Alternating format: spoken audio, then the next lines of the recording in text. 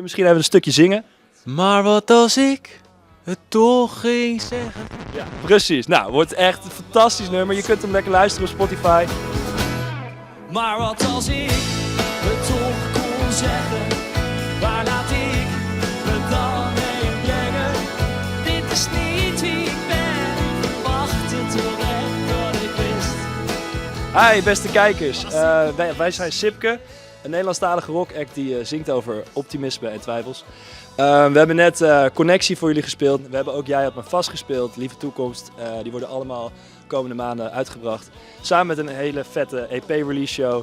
En daarbij komt nog een klein toertje kijken. En in het najaar hopen wij natuurlijk mee te doen aan Popronde. Yeah. Dat wisten zij nog niet, maar dat gaan we doen. Gaan we doen. Ja.